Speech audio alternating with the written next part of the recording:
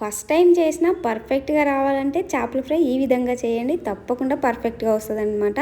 Hi అండి, అందరికీ నమస్తే. నేను మీ మనీ. అందరు ఎలా ఉన్నారు? నేనైతే చాలా బాగున్నాను. మీరు కూడా బాగుండాలని మనస్ఫూర్తిగా కోరుకుంటున్నాను.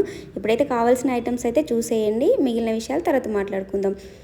ఫస్ట్ అయితే కారం, ఉప్పు, పసుపు, అల్లం ఎల్లిగడ్డ, ధనియా పౌడర్, జీరా పౌడర్, శనగపిండి, బియ్యం పిండి, కార్న్ఫ్లోర్ అయితే తీసుకొని రెడీగా పెట్టుకున్నాను. తర్వాత వచ్చేసి ఫిష్ని అయితే నీట్గా కడిగి పెట్టేసుకున్నాను. కొంచెం ఉప్పు, కొంచెం పసుపు వేసి నీట్గా అయితే కడిగి పక్కన పెట్టేసుకోవాలి, లేకపోతే నీసు వాసన వస్తుంది అనమాట.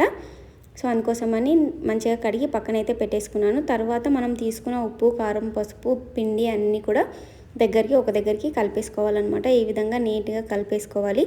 అంటే ఇట్లా ఫస్ట్ ఎందుకు కలుపుతున్నామంటే ఉప్పు, కారం అనేది అంత పిండిలో మిక్స్ అవ్వాలి కాబట్టి ఈ విధంగా కలిపేస్తున్నాం అనమాట. తర్వాత వచ్చేసి కొంచెం ఆయిల్ వేసుకుంటున్నాను. ఆయిల్ వేసుకొని తర్వాత కొంచెం వాటర్ కానీ పెరుగు కానీ వేసుకొని లూజ్గా వచ్చే వరకు అయితే కలుపుకోవాలి. మరి గట్టిగా ఉంటే మనం పీసెస్కి పెట్టినప్పుడు అంటుకోదు కదా, అందుకోసమని కొంచెం మనకి అర్థమైపోతుంది ఎట్లా అనేది. కొంచెం వాటర్ కానీ పెరుగు కానీ వేసుకొని ఈ విధంగా అయితే కలిపేసుకోవాలి. ఇట్లా రెడీ అయిపోయిన తర్వాత కొంచెం నిమ్మరసం అయితే యాడ్ చేసేసినాను.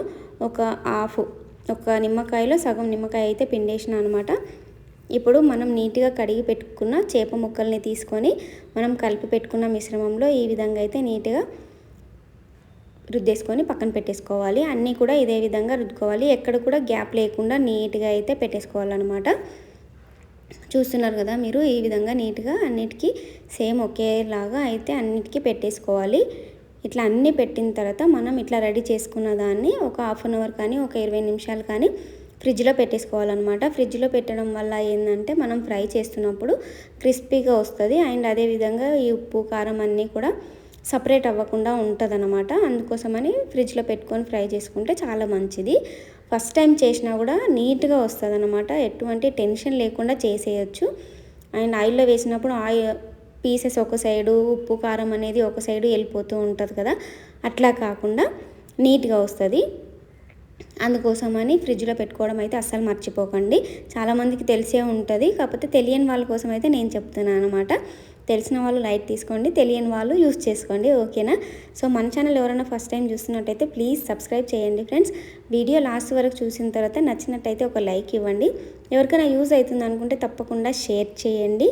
ఎలా అనిపించింది అనేది అయితే కామెంట్ బాక్స్లో తెలియచేయడం అయితే అస్సలు మర్చిపోవద్దు. పక్కనే ఉన్న బెల్ బటన్ని కూడా ఆన్ చేసి పెట్టుకోండి, ఎందుకంటే నేను వీడియోస్ అప్లోడ్ చేయగలనే మీకు నోటిఫికేషన్ అయితే వచ్చేస్తుంది అనమాట. దానివల్ల మీరు ప్రతి వీడియో కూడా మిస్ అవ్వకుండా చూసేయచ్చు.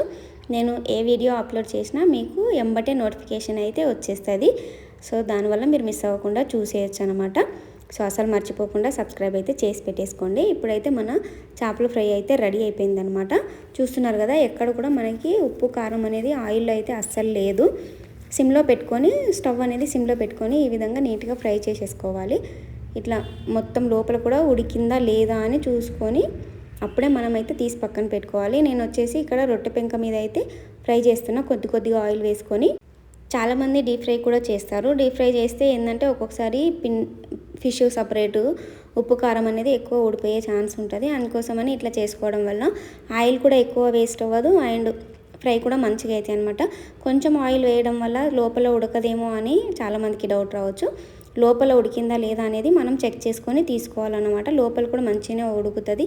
ఆయిల్ అనేది మరీ తక్కువ వేయకుండా సరిపోయేలాగా వేసి ఫ్రై చేసుకోండి, నీట్గా ఉడికిపోతుంది అనమాట. సో మనకైతే ఇక్కడ ఫిష్ ఫ్రై అయితే రెడీ అయిపోయింది. చూస్తున్నారు కదా ఎంత బాగుందో, యమ్మీగా ఉందన్నమాట. టేస్ట్ అయితే మస్త్ అంటే మస్త్ వచ్చింది. తప్పకుండా మీరు కూడా ట్రై చేయండి. ట్రై చేసిన తర్వాత ఎలా వచ్చింది అనేది తప్పకుండా నాతో అయితే షేర్ చేసుకోండి. మళ్ళీ ఒక మంచి వీడియోతో అయితే మీ ముందుకు వచ్చేసాను. అంతవరకు ఉంటాను. Bye bye.